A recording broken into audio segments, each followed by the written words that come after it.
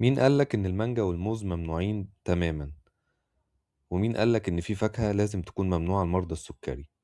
قبل ما نبدأ صلي على النبي وما تنساش تشترك في القناة وتفعل زر الجرس. وتعالى أقولك السر اللي ناس كتير من مرضى السكر لسه مش عارفينه.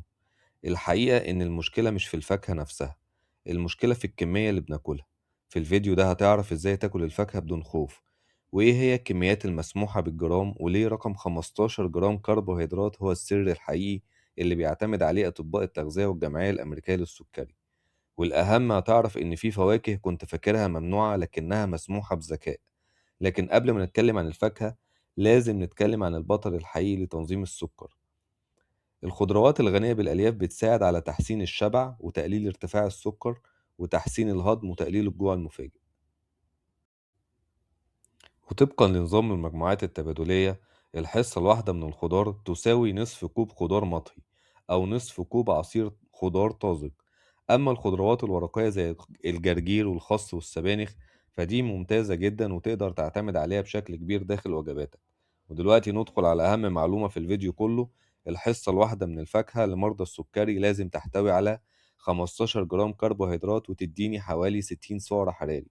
وده هو السر الحقيقي إنك تاكل الفاكهة بدون حرمان لكن بذكاء. يعني بدل ما تمنع نفسك أنت محتاج بس تعرف كام جرام وكام قطعة وكام كوب. تعال نشوف المفاجأة. الموز مش ممنوع، لكن الحصة الآمنة هي ثمرة صغيرة فقط بوزن حوالي 100 ل 120 جرام بدون قشر. المانجا، أيوة المانجا مش ممنوعة، لكن الكمية الذكية هي نصف مانجا صغيرة. العنب، هنا ناس كتير بتتلخبط لأن الحصة المسموحة حوالي 17 حباية فقط. البلح 3 تمرات وسط. شايف الفكرة؟ الموضوع مش حرمان، الموضوع حساب ذكي للكميات. وأشهر الحصص المسموحة من الفاكهة هي التفاح، ثمرة صغيرة وزنها من 100 ل 120 جرام. والبرتقال، ثمرة صغيرة حوالي 100 جرام. الكيوي، ثمرة حوالي 100 جرام. الكمثرى نصف ثمرة كبيرة. الخوخ، ثمرة وسط واحدة. الفراولة، كوباية وربع. البطيخ، كوباية وربع. الكنتالوب، كوباية كاملة من المكعبات. اليوسفي، ثمرتين صغيرين. الزبيب، معلقتين كبار فقط.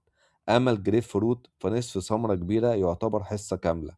وأكبر خطأ بيقع فيه ناس كتير إنهم بيفتكروا إن الفاكهة طالما صحية يبقى ياكلوا منها براحتهم. لكن حتى الفاكهة الصحية لها كمية محسوبة. وعشان كده لازم تسأل نفسك دايما أنا باكل كام جرام، مش بس أنا باكل إيه. في النهاية الخلاصة إن مفيش فاكهة ممنوعة 100%، لكن في كمية لازم تحترمها.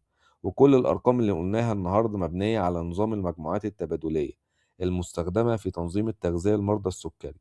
لو الفيديو فادك اعمل لايك واشترك في القناة، وابعت الفيديو لأي شخص عنده سكر وخايف ياكل الفاكهة.